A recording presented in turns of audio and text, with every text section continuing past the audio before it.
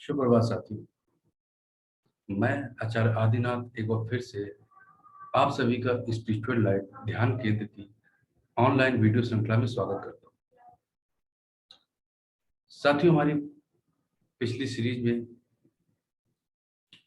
जो हमने मेडिटेशन और अध्यात्म के ऊपर सीरीज बनाई है, उसके बाद बहुत लोगों के कहना हुआ कि उन्हें सात चक्र और कुंडलिनी जागरण के बारे में और अधिक विस्तार से समझना है, जानना है और वो अपने सात चक्र और कुंडलिनी जागृत भी करना चाहते हैं। हालांकि इस विषय पर मैंने पहले भी एक वीडियो बनाया है, परंतु जब आप में से बहुत से लोगों की इच्छा हुई कि वो सात चक्र और कुंडलिनी को और अधिक गहराई से जाने, तो इस पर मैं एक ये विस्तार में वीडियो बना रहा हूँ, जिसमें मैं अपनी तरफ से पूरी कोशिश करूंगा कि मैं छोटी से छोटी बातों को विस्तार पूर्वक आपके सामने रख सकूं। क्योंकि अब यह स्पष्ट हो चुका है कि अब जो लोग इस वीडियो को देख रहे हैं, उन्हें सात चक्र और कुंडलिनी को बहुत अच्छे से समझना है। इसलिए आइए अब हम शुरुआत करते हैं सात चक्र और कुंडलिनी जागरण को समझने। परंतु इसमें एक बात मैं आपसे आग्रह करना चाहूंगा कि सात चक्र और कुंडलिनी को विस्तार से समझने के लिए आपने अब तक जो भी जानकारी इंटरनेट द्वारा या किसी अन्य माध्यम से देखी, पढ़ी या सुनी है, उसे भूलकर आप पूर्णतः ज्ञान शून्य हो जाए। क्योंकि अगर आप इस विषय को भलीभांति समझना चाहते हैं, तो बेहतर होगा कि आप इसे शुरुआत से समझें और पूरी तरह समझ सकें। क्योंकि आपने अभी तक इसके बारे में जो भी पढ़ा, सुना या जाना, वो बेशक उनके अनुभव हो सकते हैं, परंतु वह आपका अनुभव नहीं है। उन्होंने अपनी यात्रा में जो भी पाया वह उनका ही होगा, वह कभी भी आपका नहीं हो सकता है। यदि आपको कुछ भी पाना है तो आपको अपनी यात्रा स्वयं शुरू करनी होगी। परंतु हमारे साथ समस्या यह होती है कि हमें यात्रा करने का साहस नहीं होता। हम अक्सर चाहते हैं कि कोई व्यक्ति जो यात्रा पूरी कर चुका हो वह ही हमें सब कुछ बता दे, हम उसे ही गुरु मान लें और हमें सब पता चल जाए। और इसलिए हमेशा जानकारी अधूरी रह जाती है, क्योंकि आप बहुत सी जगह से बहुत सी बातें सुनते हैं और भ्रम में पड़ते हैं। इसलिए आज मैं इस चीज को आपके सामने विस्तार पूर्वक रख रहा हूं, ताकि आप इसको शुरुआत से समझ सकें। इसलिए आपने अब तक जो भी ज्ञान अर्जित कर रखा है, इस वीडियो को देखने तक उसे भूल जाएं। इसके बाद में यदि आपके अंदर कुछ भी प्रश्न जागते हैं, तो आप अवश्य इस वीडियो के बाद मुझसे पूछें। मैं उनके आपको सभी प्रश्नों के जवाब दूंगा। तो अब हम समझते हैं कि ये सात चक्र और कुंडलिनी होता क्या है। आज की डेट में अगर हम जाने तो लगभग सभी लोग सात चक्र और कुंडलिनी जगाने के पीछे पड़े,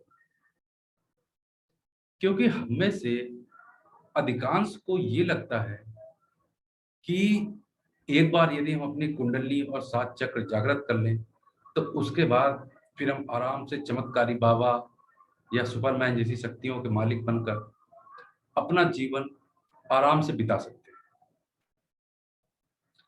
परंतु यदि आप इस भ्रम में हैं, तो मैं आपको बता दूं, कुछ भी पाने की चाह लेकर अगर आप कुंडली जागरण की यात्रा शुरू करना चाह रहे हैं, तो आपकी यात्रा प्रारंभ ही नहीं हो सकती।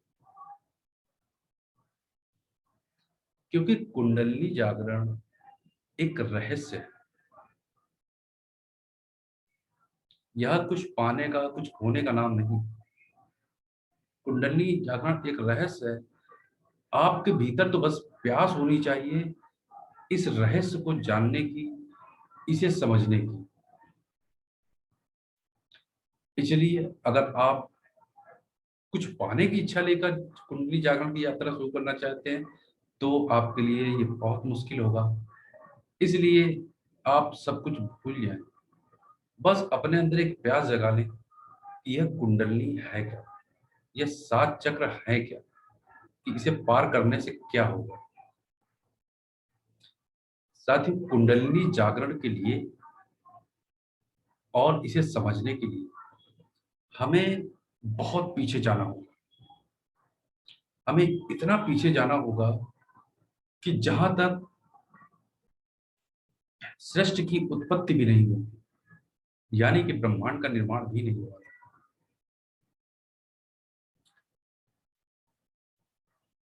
क्योंकि जब हम किसी चीज को समझना चाहते हैं तो यह बहुत जरूरी हो जाता है कि इसकी शुरुआत कहाँ से हुई थी। तो आइए इसे विस्तार से समझने की कोशिश करते हैं। और अगर हम इसे विस्तार से समझ ले गए तो शायद आज हम उन प्रश्नों के जवाब भी जान जाएंगे जिन्हें हम बचपन में खेल खेल में आपस में पूछा करते थे कि पहले मुर्गी आया या अंडा, पहले पेड़ आया या बीज, पहले आदमी आया या औरत। आइए समझते हैं सृष्टि की उत्पत्ति। शास्त्रों द्वारा अगर हम इसे समझने की चेष्टा करें तो हमें यह ज्ञात होता है कि सर्वप्रथम सिर्फ अंधकार था। न अग्नि थी, न वायु थी, न आकाश, न पृथ्वी, न जल। संपूर्ण अंधकार था। फिर संपूर्ण अंधकार पूर्णतः ऊर्जा से भरा हुआ, इतनी विशाल ऊर्जा जो ब्रह्मांड से कहीं भी ज्यादा बड़ी, ब्रह्मांड से कहीं अधिक फैली हुई। और फिर उस ऊर्जा के आपस में घनीभूत होने से ब्रह्मांड का निर्माण हुआ, यानी पदार्थ का निर्माण हुआ, जिसे हम 3 देव निर्मित सृष्टि कहते हैं, ब्रह्मा, विष्णु और महेश। अर्थात बनाने वाला, चलाने वाला और नष्ट करने वाला।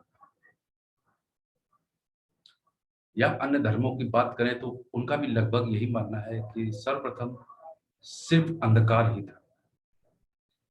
और यदि हम इसे वैज्ञानिक दृष्टि से देखें तो विज्ञान ने भी सृष्टि के बनने का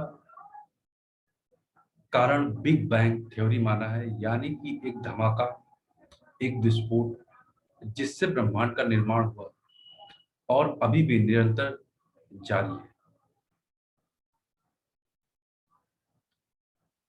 तो कुछ इस तरह से निर्माण हुआ हमारे ब्रह्मांड का। और अब हम बात करते हैं पृथ्वी की। तो जब पृथ्वी का निर्माण हुआ, अब अगर हम बहुत पीछे ना जाएं तो समझें कि हमारी पृथ्वी में लगभग 75% जो है वो जल है। इसलिए सर्वप्रथम जलीय जीवों की उत्पत्ति हुई, जिसमें मछली एवं अन्य जीव शामिल हैं।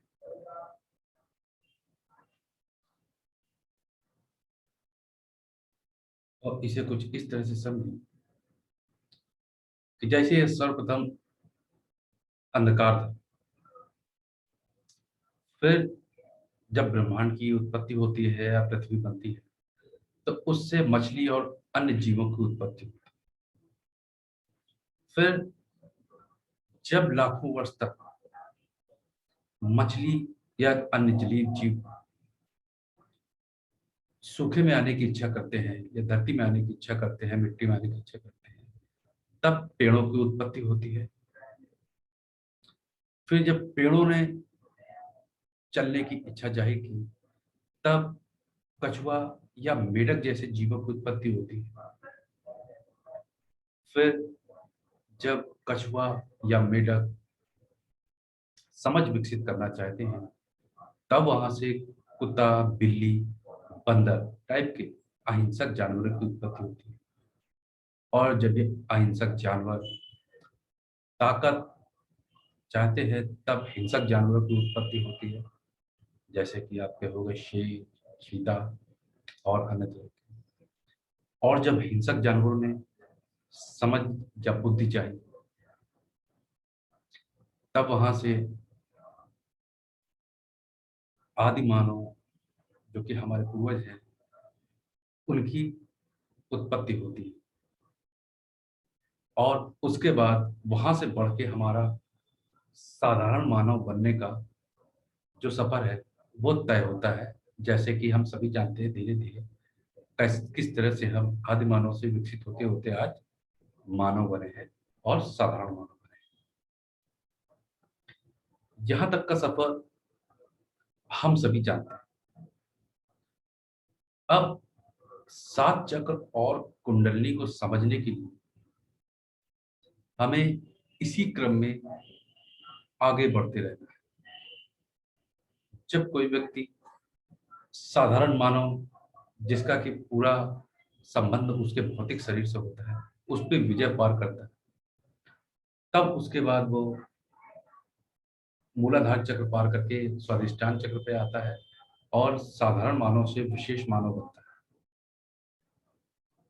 और फिर इसी कड़ी में जब वो और अधिक आगे बढ़ता है, तब वहां से वो बुद्धिमान मानव बनता है। फिर जब आप मणिपुर चक्र को भी पार करते हैं, तब आप में क्षमता आती है परम ज्ञानी होने की। उस दौरान फिर आप कर्ण और अर्जुन जैसी शक्तियों के मालिक होते हैं। फिर जब आप उसको भी पार करते हैं, तब आप महाज्ञानी यानी कि महागुरु, महर्षि जो हमारे हुए हैं अब तक, जिन्हें आप जानते हैं, उन जैसी शक्तियां पाते हैं। और फिर जब हम उसे भी पार करते हैं, तो हम ब्रह्म ज्ञानी होते हैं। और इसी तरह से सहायता पार करके जब हम सभी चक्रों को पार कर लेते हैं, तो इस तरह से वापस शून्य में मिल जाते हैं। यानी कि इसे सीधे शब्दों में समझे तो सात चक्र और कुंडली जागरण का जो पूरा सफर है, वह शून्य से शुरू होकर वापस शून्य में मिलने का सफर है। यहां से शून्य से लेकर जो हम साधारण मानव बनने तक का हमारा सफर जो हम जानते हैं, अब इसके आगे की जो यात्रा है वह हमारे सात चक्रों को पार करने पर ही पूरी होगी। और हमसे पहले जिन्होंने सात चक्रों को पार किया है, उन्होंने ये उपलब्धियां पाई। अब इसको कैसे पार करना है, किस तरह से पार करना है, इस विषय पर बात कर लेते हैं। क्योंकि यहां तक तो जो हम जानते हैं कि जो हम जानवर थे या जो हमारे पूर्वज रहे, वो सब प्रकृति के नियम अनुसार ही चलते हैं। परंतु हम मानवों के अंदर चेतना आई है, और उस चेतना के चलने के अनुसार हम प्रकृति के नियम के अनुसार नहीं चलते, बल्कि हमने अपने मन के अंदर या दिमाग के अंदर बहुत सारे प्लान भर रखे हैं, बहुत से सपने भर रखे हैं। इस वजह से हम साधारण इंसान हमेशा भौतिक चीजों में ही लिप्त रह जाते हैं, और हमारी यात्रा शुरू ही नहीं हो पाती है। और इस तरह से साधारण इंसान से लेके जो ब्रह्मज्ञानी बनने तक का सफर है, उस दौरान जो बाधाएं आती हैं, उस बाधाओं को ही हम सात चक्र कहते हैं। और इन बाधाओं को किस तरह पार करना है, अब हम इसको समझते हैं। तो साथियों, जैसा कि हम सभी जानते हैं कि हमारे मूलाधार चक्र का संबंध हमारे भौतिक शरीर से होता है, यानी कि हमारी भौतिक जरूरतों से होता है। तो जो हमारी भौतिक जरूरतें हैं उसमें सबसे विशेष है हमारे भौतिक शरीर के सुखों के प्रति जिज्ञासा, जिसमें कि आपका भौतिक शरीर की सबसे अधिक जरूरतें जैसे कि काम वासना, भोजन, भ्रमण और नशा सेवन इत्यादि से जुड़े रहना है। और हम में से अधिकांश लोग इसके साथ जुड़े रहते रहते कुंडली जागरण की यात्रा की शुरुआत करना चाहते हैं।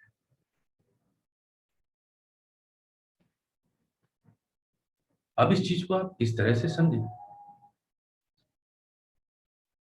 कि जो हमारे सहस्त्रार चक्र से लेकर मूलाधार तक जो हमारा मेरुदंड है वो, और उसके साथ की दो नाड़ी इडा और पिघला नाड़ी। इडा नाड़ी का संबंध होता है स्त्री स्वभाव के लोग, और पिघला नाड़ी का संबंध होता है पुरुष स्वभाव के लोग। यह मैं आपको इसलिए बता रहा हूं कि यह सिर्फ स्वभाव की बात है, इसका स्त्री और पुरुष से कोई अर्थ नहीं। हो सकता है किसी पुरुष के अंदर भी स्त्री जैसा स्वभाव हो, या हो सकता है किसी स्त्री के अंदर भी पुरुष जैसा स्वभाव हो। तो ये बात मैं कर रहा हूं स्वभाव की। और हमारी ऊर्जा हमारे स्वभाव के अनुरूप ही हमारे शरीर में बहती है। अब इस चक्रों को जगाने के लिए हमें यह बहुत विस्तार से समझना होगा कि यह किस तरह कार्य करती है। यदि आप की ऊर्जा इड़ा नाड़ी द्वारा बह रही है तो आपके भौतिक शरीर की जो भी जरूरतें हैं आप उनका भोग करते रहेंगे। फिर इस स्थिति में आपकी साधना कभी प्रारंभ ही नहीं होती, और या तो फिर आप पिघला नाड़ी में आपकी ऊर्जा बहती है, यानी कि आप पुरुष स्वभाव के हैं, तो फिर आप उस पर प्रहार करेंगे, उससे लड़ेंगे, उसका विरोधाभास करेंगे, यानी कि आप उसे खत्म करने की कोशिश करें। तो यहां पर भी चीज कोई खत्म नहीं होती, जैसा कि हम सभी जानते हैं। हम सभी को प्रकृति के नियम के अनुसार ही चलना है। तो जब हम विरोध बहुत ज्यादा करते हैं या दमन करने की कोशिश करते हैं, उस स्थिति में भी हमारी साधना प्रारंभ नहीं होती। और अगर हम भोग में ही लिप्त रहते हैं, उस स्थिति में भी हमारी साधना प्रारंभ नहीं होती। तो अब हमें यह समझना होगा कि हम ऐसा किस तरह से करें कि हमारी साधना प्रारंभ, हमारी काम वासना ब्रह्मचर्य में रूपांतरित हो, हमारा अति भोजन सम्यक भोजन में रूपांतरित हो,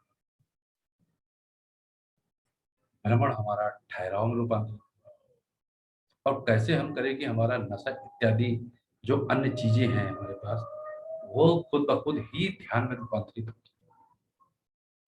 इसके लिए हमें अपनी ऊर्जा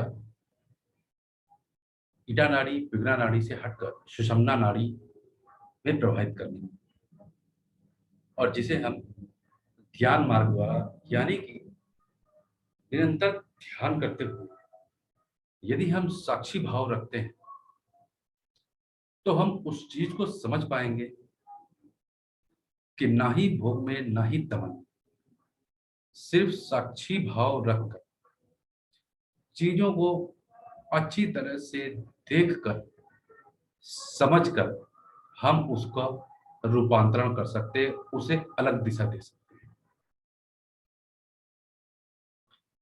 और यदि हम ऐसा नहीं भी करते तब भी हमारे जीवन के कुछ सालों के बाद अपने आप चीजें रूपांतरित होती हैं। परंतु यदि हम इसे सही समय पर करते हैं तो वह आध्यात्मिक रूपांतरण बन जाता है। अब आप इसे ऐसे समझिए जैसे किसी बच्चे को खिलौनों की अत्यधिक चाह होती है, परंतु जैसे जैसे वह बड़ा होता है वो खिलौनों की चाह उसकी बदल जाती है और वह मोटरसाइकिल जैसी वस्तुओं की चाह करने लगता है। फिर आगे बढ़ते बढ़ते उसकी वो चाह भी बदल जाती है। फिर वो अन्य अपनी तरह दिखने वाले जो उसके मित्र होते हैं, उनके पास जो चीजें होती है उनके प्रति आकर्षित होता है। फिर धीमे धीमे यह सब कुछ बदलता रहता है। और इसमें आध्यात्मिक रूपांतरण करने के लिए अपने आप को देखना होगा कि या तो हम भोग में पूरी तरह से लिप्त हैं और या तो फिर हम उसे जबरदस्ती दमन करने में लिप्त हैं। इन दोनों ही स्थिति में कभी भी हम मूलाधार चक्र जगा नहीं सकते। मूलाधार चक्र आपका तब जागृत होता है जब चीजों को देखने और समझने से आपके अंदर स्वतः ही भोग की जगह ब्रह्मचर्य उत्पन्न होने के लिए अब जब भी कभी आप काम वासना के शिकार होते हैं, उस स्थिति में आप कुछ क्षण के लिए, यह सिर्फ ध्यान से ही संभव होगा, कुछ क्षण के लिए उस विचार के साथ बहने की जगह आप यह देख पाएं कि यह विचार आपके मन में आ रहा है और इस विचार से मैं किस तरह बाहर आ सकता हूं, या कितनी बारी यह विचार मेरे मन में आया है और मैं इस विचार के साथ वहां हूं और मुझे उससे क्या हासिल हुआ। जब आप इस पर निरंतर साक्षी भाव रखेंगे तब आप देख पाएंगे कि यह महज एक विचार होता है जिसके आने से और जाने से कुछ फर्क नहीं पड़ता यदि आप उसे अच्छी तरह देख और समझ पाए। ऐसे हमारे जीवन में बहुत सी चीजें होती हैं जो दूसरों के लिए जरूरी होती है, परंतु हम उस पर विचार नहीं करते, क्योंकि यदि हमें कभी ना तो विदेश जाना, ना ही उनका कल्चर अपनाना, ना ही उनकी जैसी चीजें खाना, ना ही उनकी जैसी जिंदगी जीना, तो हमारे अंदर कभी भी ना तो भोग का ख्याल आता है, ना तो उनके जैसी चीजों का दमन का ख्याल आता है। तो हम अपनी स्थिति में ही प्रसन्न रहते हैं। इसी तरह से जब आप मूलाधार चक्र को जागृत करना चाहते हैं तो आपको निरंतर ध्यान करते हुए साक्षी भाव रखना है, यानी कि अपने आने वाले प्रत्येक विचार को देखना है और धीमे धीमे आप वासना से भरे विचारों को, अत्यधिक भोजन से भरे विचारों को, भ्रमण आदि जैसे विचारों को, नशा आदि जैसे विचारों को स्पष्ट रूप से देख पाएंगे कि यह सब सिर्फ विचार है और तब उनका रूपांतरण होगा। और जब उनका रूपांतरण हो जाता है सही मायने में, तब हम मूलाधार चक्र जागृत कर पाते हैं। यानी कि मूलाधार चक्र का जो संबंध होता है हमारे भौतिक शरीर से होता है। हमें वो चीजें, समस्त चीजें जो हमारे शरीर को चाहिए उनसे होता है और हमें उसमें एक न भोग और न दमन, एक बराबर की स्थिति लानी होती है जिससे कि हमारे अंदर ब्रह्मचर्य स्वतः ही उपलब्ध होता है। फिर हमें चेष्टा नहीं करनी होती उसके लिए। इसी तरह से आगे बढ़ते हैं और आते हैं हम दूसरे चक्र यानी स्वादिष्ठान चक्र।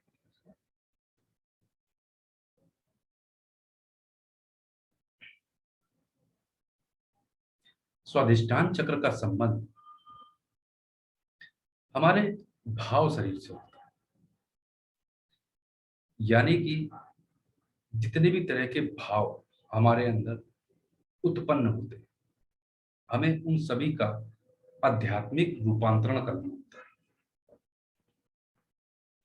अब इसको हम समझे कि भाव किस तरह के हो सकते हैं।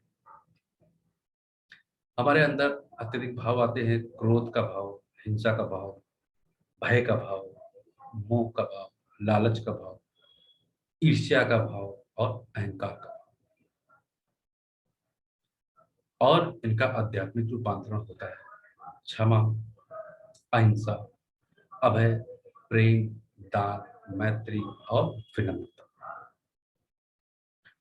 अब इसमें स्वाधिष्ठान चक्र को जागृत करने के लिए हमें अपने भावों पर विजय प्राप्त करनी है। यानी कि अगर आप क्रोध पर विजय प्राप्त करना चाहते हैं, क्रोध का जो भाव होता है, या तो आप जीवन भर क्रोध ही करते हैं और उसके बाद पश्चाताप करते रहे, तो फिर आप जीवन भर क्रोध और पश्चाताप इन दोनों चीजों में निरंतर फंसे रहेंगे। अब क्रोध पर नियंत्रण पाने के लिए इसमें हमें अपने अंदर के जिस क्षण हमारे अंदर क्रोध उत्पन्न होता है उस भाव को देख, तब आपको इसमें धीमे धीमे क्षमा उपलब्ध होती है। यानी कि क्रोध का आध्यात्मिक रूपांतरण होता है, जो कि होता है क्षमा। इसी तरह से हिंसा होती है, हिंसा भी जरूरी है। आप हिंसा का पूर्णतया कभी भी त्याग नहीं कर सकते, क्योंकि हिंसा हमें सामाजिक और आर्थिक हानि से बचाती है। परंतु इसका रूपांतरण अगर हमें करना है तो वो अहिंसा चिल्लाने से नहीं। हिंसा का आध्यात्मिक रूपांतरण करने के लिए हमें हिंसा को देखना होगा। अपने साथ होती हुई हिंसा भी देखनी होगी, दूसरों के साथ होती हुई हिंसा भी देखनी, उसका लाभ और हानि देखनी होगी। तब आपके अंदर असल मायने में अहिंसा उत्पन्न होती है। इसी तरह से आपका आता है तीसरा भाव, भय। भय का होना हमारे जीवन में अत्यधिक आवश्यक है, क्योंकि यदि भय ना होगा तो कोई भी व्यक्ति कभी नियंत्रण में नहीं हो सकता। आपने देखा है छोटे बच्चों को, उनके अंदर भय नहीं होता, वो गिरने को तैयार रहते हैं, कुछ भी छूने को तैयार रहते हैं। भय नहीं होगा तो आप आग में भी हाथ डाल सकते हैं, आप गाड़ी भी चला सकते हैं 200 की स्पीड के ऊपर के, 150 के ऊपर की। परंतु इसका आध्यात्मिक रूपांतरण है अभय। और भय का आध्यात्मिक रूपांतरण हमने करना है, वो होता है अभय। तो वो भय को भली भांति समझने के बाद ही संभव है। इसी तरह से आपका एक भाव होता है मोह का भाव। मोह का भाव ये हमारे भौतिक जीवन में हमारे लिए सबसे बड़ी बाधा होती है, क्योंकि हम अक्सर ही मोह में पड़ जाते हैं। हम व्यक्तिगत संबंधों में भी मोह में पड़ते हैं, हम अपने मकान से भी मोह में पड़ते हैं, गाड़ियों से भी मोह में पड़ते हैं। अब मोह का जो आध्यात्मिक रूपांतरण होता है वो होता है प्रेम से। क्योंकि जहां पे मोह होता है वहां पे हमें बदले में कुछ चाहिए होता है। परंतु जब आप इसका आध्यात्मिक रूपांतरण कर लेते हैं, तब जो हमारे अंदर भाव उत्पन्न होता है वह प्रेम का भाव होता है, और फिर प्रेम बदले में कुछ भी नहीं चाहता। यानी कि जब प्रेम उत्पन्न होता है तब आप सिर्फ दूसरों को खुशियां देना ही जानते हैं, क्योंकि जब आपको उनसे बदले में कुछ चाहिए ही नहीं तो वह भाव आपके लिए हमेशा लाभदायक रहता है। इसी तरह से लालच का भाव आता है। लालच के भाव में फंसा व्यक्ति पूरी जिंदगी संग्रहित करने में लगा रहता है, जोड़ने में लगा रहता है, और अपना पूरा जीवन का काम करते हुए बिता देता है मजदूर की तरह, या फिर गलत कामों में पड़ जाता है। अब इस लालच के भाव से बाहर आने के लिए या इसका आध्यात्मिक रूपांतरण करने के लिए हमें अपनी जरूरतों को देखना होता है। यदि हमारे पास हमारी जरूरत से ज्यादा भी नहीं आता, पूरी हो जाती है।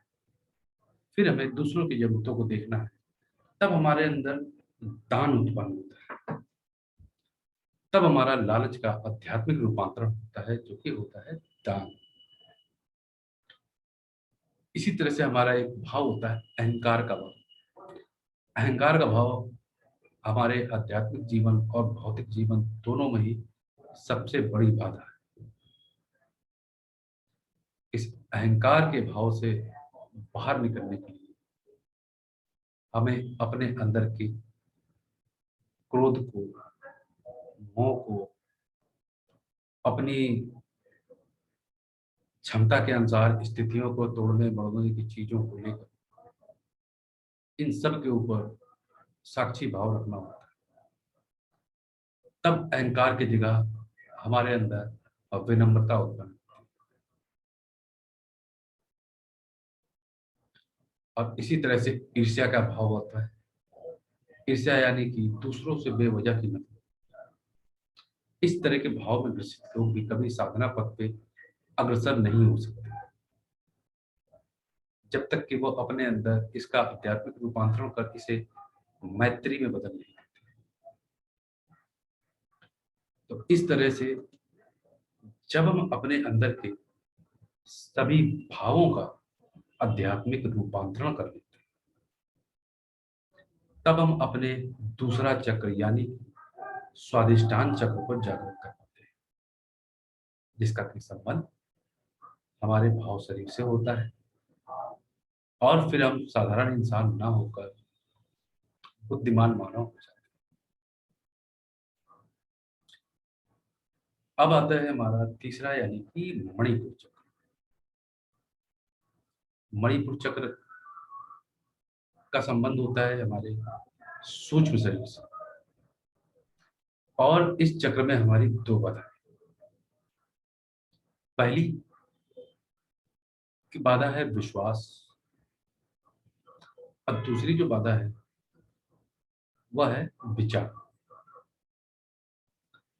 अब विश्वास कैसे इसमें बाधा हो जाती है, इसे भली भांति समझ लो। तो जब भी कोई बच्चा पैदा होता है सृष्टि में कहीं भी, तो उसे सर्वप्रथम घर मिलता है, समाज मिलता है, नाम मिलता है, उसका भगवान दिया जाता है। भगवान के साथ ढेरों अंधविश्वास दिए जाते हैं, और जीवन जीने के लिए पूरी राह दिखा दी जाती है। और फिर वो बच्चा उस पर विश्वास कर लेता है, और आगे चल के एक रटा रटाया फिक्स जीवन जैसा कि उसके लिए तैयार किया गया था उसे दे दिया जाता है। यदि वो इस क्षेत्र में पैदा होता है तो उसकी भाषा हिंदी हो सकती है। यहाँ से 1000 किलोमीटर दूर पैदा होता है तो वो तमिल तेलुगु बोल सकता है, मराठी बोल सकता है, बंगाली बोल सकता है। और उसी हिसाब के वस्त्र, उसी हिसाब की मान्यताएं, उसी हिसाब के भगवान उसको दे दिए जाते हैं। या फिर अन्य धर्मों में भी अगर वो पैदा होता है तो भी उसके साथ वही होता है, और हम विश्वास कर लेते हैं और जीवन जीना शुरू कर देते हैं। परंतु जब हम अत्यधिक जीवन जी चुकते हैं या हमारा मृत्यु का समय निकट आता है, तब हमें कहीं बोध होता है कि जीवन तो हमने व्यर्थ ही जी लिया। परंतु समय तब तक हाथ से जा चुका। फिर हम उस स्थिति में चाह कर भी कुछ नहीं कर सकते। इसलिए इस सूक्ष्म शरीर यानी कि मणिपुर चक्र को पार करने के लिए सर्वप्रथम हमें जो विश्वास अभी तक दिलाया गया है, जैसे कि हमारा नाम, एक छोटा सा उदाहरण ले लेते हैं। जो भी हमारा नाम, हमारे माता पिता अलग नाम से बुलाते हैं, मित्र अलग नाम से बुलाते हैं, पत्नी अलग नाम से बुलाती है, ऑफिस वाले अलग नाम से बुला सकते हैं, या फिर आप कल को खुद चाहें तो पेपर में इश्तहार देके अपना नाम बदल सकते हैं,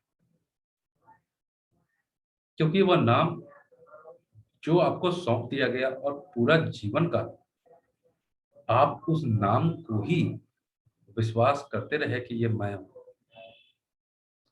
तो फिर तो आपका आध्यात्मिक रूपांतरण बहुत मुश्किल हो जाता है। आपकी साधना ही नहीं प्रारंभ होती, क्योंकि साधना प्रारंभ ही तब होती है जब आप बहुत सी चीजों से, भौतिक दुनिया से लगभग बाहर आते हैं। तो फिर विश्वास पे संदेह होना चाहिए। जब हम विश्वास पे संदेह करते हैं और फिर धीमे धीमे संदेह पर भी संदेह होता है, तब हमारा विश्वास श्रद्धा में रूपांतरित होता है और हम इस चक्र को पार करने में पहली जो बाधा है उसे पार कर पाते हैं। दूसरी बड़ी बाधा आती है इस चक्र में, वह है विचार। अब विचार में भी दो तरह के व्यक्ति होते हैं। एक वो व्यक्ति होते हैं जो विचार एक बार जिनके मन में आ जाता है फिर वो उसमें कुछ भी विचार नहीं करते, यानी कि उसे कर ही डालने को आतुर हो जाते हैं, यानी कि वो फिर फायदा और नुकसान कुछ भी नहीं सोचते। दूसरे व्यक्ति होते हैं वह विचार में ही उलझे रहते हैं, फायदा और नुकसान में ही उलझे रहते हैं और उस स्थिति में जो भी कार्य होता है वो धरा रह जाता है। अब इस स्थिति में आपको ये देखना है कि आप इन दोनों में से किस तरह के व्यक्ति हैं और आपको अपना विचार विवेक में रूपांतरित करना है, क्योंकि जब आपका विचार विवेक में रूपांतरित होता है तब आप चीजों का सही और गलत सारी चीजें देख पाते हैं और इस तरह से फिर हमारा तीसरा मणिपुर चक्र जागृत होता है। अब इसी तरह से हमारा चौथा चक्र आता है,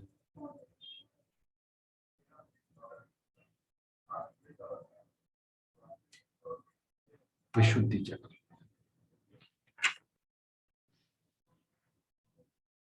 समझ आऊंगा। अनाहत चक्र। अनाहत चक्र की जो जुड़ाव है वह हमारे मन से, यानी हम मन में जो ढेरों कल्पनाएं करते हैं उनसे जुड़ा हुआ है हमारा चौथा चक्र। और जो कि चौथा चक्र जब हमारे तीन चक्र जागृत हो जाते हैं तब उस स्थिति में हमारे अंदर इतनी प्रबलता आ जाती है कि हम इस चौथे चक्र को, अनाहत चक्र को जागृत कर पाए। और जब हम अपना अनाहत चक्र जागृत करते हैं उस स्थिति में आपने अब तक जो भी सिद्धियां सुनी है या जो भी सिद्ध पुरुष सुने हैं वो सबके सब आपको सारी सिद्धियां सारी शक्तियां इसी अनाहत चक्र पार करने पर मिलती है, क्योंकि इससे पर पहुंचने से पहले आप अपने भाव शरीर पर, अपने भौतिक शरीर पर और अपने सूक्ष्म शरीर पर पूर्णतः विजय पा चुके होते हैं। यानी कि अब आप वह बालक नहीं रहे जिसके हाथ में यदि हम कोई खिलौना देते हैं तो वह उससे स्वयं को या दूसरों को नुकसान पहुंचाए। और जब व्यक्ति अंदर से इतना मन से स्वच्छ हो जाता है तब वो सिद्धियों का अधिकारी होता है। फिर यहाँ पहुंचने पर आप मन में जो भी कल्पना करते हैं उस कल्पना को पूर्ण कर सकते हैं। परंतु यहाँ पे बाधा आती है कि यहाँ पे बहुत से लोग रुक जाना चाहते हैं, यानी कि जिनका उद्देश्य ही सिर्फ और सिर्फ सिद्धियां पाने का था, उनके लिए अनाहत चक्र तक पहुंचना, इसे जगाना पर्याप्त होता है। फिर यदि आप इन सिद्धियों का गलत इस्तेमाल करते हैं या सही भी इस्तेमाल करते हैं, तो धीरे धीरे जैसे जैसे आपकी अवस्था आगे जाती है, आप वृद्धावस्था तक पहुंचते हैं, आपकी सिद्धियां भी जाती रहती हैं और आप सत्य से भी वंचित रह जाते हैं। इसलिए जब हम अनाहत चक्र जागृत कर सिद्धि पाते हैं, तो भी हमें स्वयं को यहाँ पर रोकना नहीं, क्योंकि इसके बाद ही हमारी असल यात्रा शुरू होती है, जो कि सत्य को जानने की है, समझने की।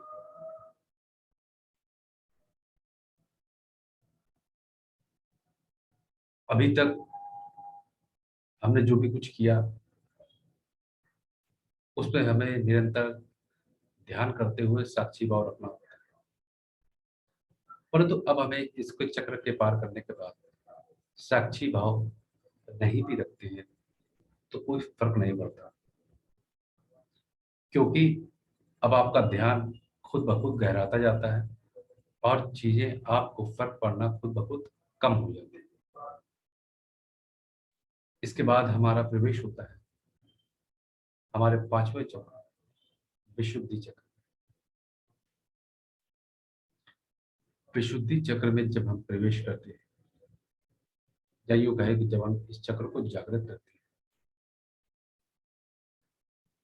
तब हमें यह बोध होता है कि मैं कौन हूं।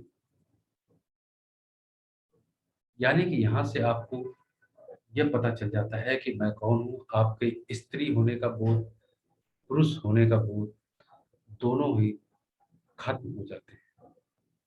यहाँ पे आपको पता चल जाता है कि आप स्वयं आत्मस्वरूप हैं और आपका जीवन पूर्णतः आनंदमय हो जाता है। इसके बाद फिर आपको संसार की कोई भी चीज बिल्कुल भी असर नहीं करती। अब आप ऐसे आनंद में चाहे तो अनंत जन्मों तक रह सकते हैं। आप बहुत से लोग विशुद्धि चक्र पर अपनी यात्रा का समापन कर देते हैं, क्योंकि जब व्यक्ति यह जान जाता है कि मैं कौन हूं, फिर उसे लगता है कि आगे का सफर तो लगभग समाप्त हो। परंतु यह जान लेना कि मैं कौन हूं, कि मैं आत्मा हूं, और इस ज्ञान को जानने के बाद इसे शब्दों में बयां कर पाना लगभग असंभव हो जाता है, क्योंकि आपको मैं पता चल जाता है। परंतु हूं यानी कि होना, अब मैं कौन हूं या मैं कहाँ हूं, यह सवाल भी शेष रह जाता है। जब आप मैं कौन हूं जान जाते हैं, तो यानी कि आप परम ज्ञानी हो जाते हैं। आप जितने भी ऋषि मुनियों को जानते हैं, बहुत बड़े बड़े, उन सभी ने आज्ञा चक्र को पार कर ही उस पद को हासिल किया है। परंतु जब हम विशुद्धि चक्र को पार करते हैं और आज्ञा को पार करते हैं, फिर हमें खोजना होता है कि मैं कहाँ हूं। यानी कि हमने अपने आत्म शरीर को जान लिया है, और फिर हमारा अगला चक्र आता है, आज्ञा चक्र।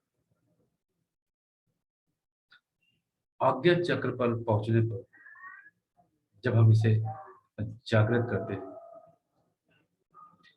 तब हमें असल में पता चलता है कि मैं कहाँ हूं। यानी कि आपका अपना ब्रह्म शरीर, जिसे हम कहते हैं कि अहम ब्रह्मास्मि, अर्थात कि मैं ही ब्रह्म हूं। और जितने भी लोग हैं, जैसे कि कृष्ण है, जीसस है, बुद्ध है, महावीर हैं, जितने भी धर्मों के रचयिता हैं अब तक, वह सबके सब इस छठवें चक्र को पार कर ही वह रूप पाए हैं। और यहां से ही धर्मों का निर्माण हुआ है।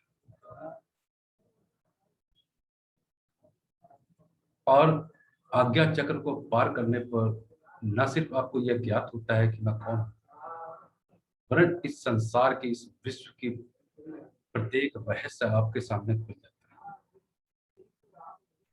आप भूत भविष्य भी देख सकते हैं, लोगों का दिमाग भी पढ़ सकते हैं। जो भी शक्तियां इस ब्रह्मांड में मौजूद हैं, वह आपके अंदर आ जाती है, क्योंकि आप स्वयं ईश्वर स्वरूप हो जाते हैं। परंतु इसके बाद भी कुछ रह जाता है, अब वह रह जाता है कुछ भी ना होना। आप चाहे तो अनंत जन्मों तक आज्ञा चक्र जागृत करने पर अवतार के रूप में जन्म भी ले सकते हैं, या समय समय पर अवतरित हो सकते हैं। यह पूर्णतः आपके हाथ में आ जाता है। और जब आप चाहें तो अपना फिर इसके बाद में सहस्त्रार चक्र जगाना चाहें तो आपको कुछ भी प्रयत्न नहीं करना होता है। जिस क्षण आप चाहते हैं वह क्षण आपका सहस्त्रार चक्र जाग जाता है, और आप उस परम शून्य में विलीन हो जाते हैं, उस परम ऊर्जा में विलीन हो जाते हैं, जिस ऊर्जा से आप, मैं, शेर, बंदर, कुत्ता, बिल्ली इत्यादि धरती सब कुछ जिस ऊर्जा से निर्मित हुआ है, यानी कि वह परम शक्ति, परम ऊर्जा, परमात्मा, जिसके कि हम सभी अंश हैं, उस सत्य को हम जान जाते हैं। और जितने भी योगी, परम योगी तप ध्यान वगैरह करते हैं, इसी चीज को जानने के लिए करते हैं। इसको जानना अलग विषय है, किसी से सुन लेना, जान लेना, और अपनी यात्रा की शुरुआत करके इस चीज को स्वयं महसूस करना, यह अनुभव आपको खुद ब खुद ही लेना होगा, क्योंकि जानना कभी भी पर्याप्त नहीं होता, अनुभव महत्वपूर्ण होता है। इसलिए अपनी यात्रा का साहस करें, और यदि कुछ रह गया है या समझ में नहीं आया है तो आप उससे जरूर पूछें। मैं और विस्तार पूर्वक आपको बताऊंगा भी। और यदि आप यात्रा प्रारंभ करते हैं कुंडली जागरण की, और आप मेरा मार्गदर्शन चाहते हैं, तो मैं आपके साथ बना भी रहूंगा।